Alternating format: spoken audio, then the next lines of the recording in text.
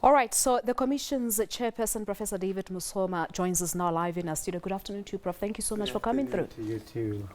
So, did it really have to get this far? Were we supposed to wait for lives to be lost before something could be done? In fact, it could not have been.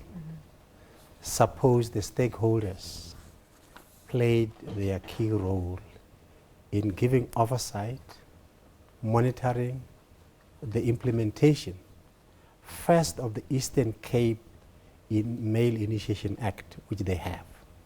They've identified 4 key areas about compliance. None of those were actually complied with. And because of that, each year we see an increase in terms of numbers of deaths in Eastern Cape. It is something of great concern, because it's one way of justifying culture in the name of what, in fact, culture does not speak to. Because there's nothing wrong with culture. Those people who operate it illegally and criminally end up in producing the kind of results that we have today.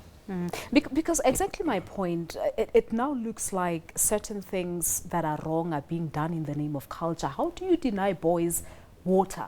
Who survives without water for a day? Maybe in the olden days they had a way of addressing this particular issue, but I think in the Eastern Cape the issue of water is very critical, because the numbers that we have seen, majority of them are attributed to dehydration, which means lack of water.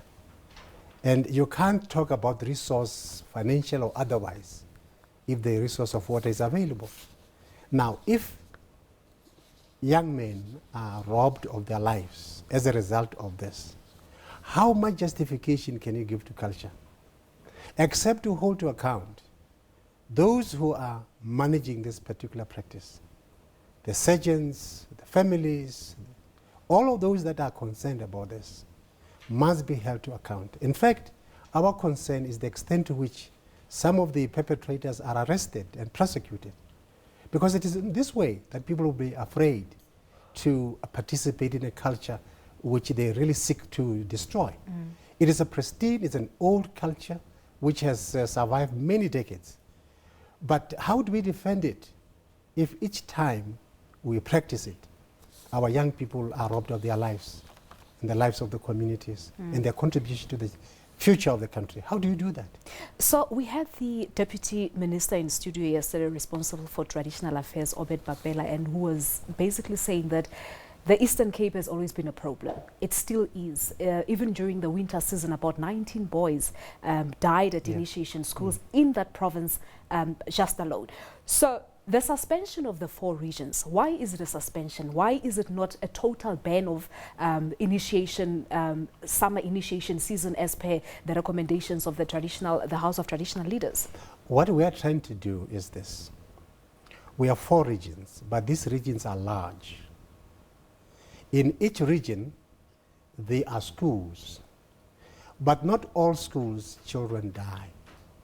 So we are saying in the region, in the locality, in that particular region, where deaths occurred, that must be shut down. But how do we prevent more deaths on other regions where there haven't been any deaths reported? Then we are saying that the team in there, the traditional leaders, the Department of Health, and those that are concerned, must move the young people to a place of safety where the practice can be continued, because now they're in the middle of it. Even if we say we ban it, they're in the middle of it. But going forward, we are saying compliance is the basic thrust by which we are going to be ensuring that these traditional schools are opened.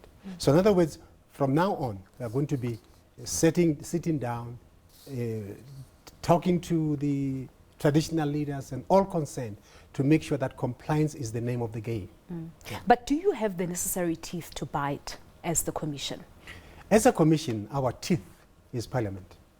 In fact, we have the teeth. Because there is a bill before Parliament now, I think it's before the NCOP, that hasn't been passed. And the DM was saying to us yesterday that should that bill be passed, a government would have more powers and control over this initiation schools. Yes. The other powers that we have is referral powers. we refer to the organs of state like NPA, like South African police, like human rights. So we have, those are the powers that we have, but we don't have the power to arrest and imprison anybody.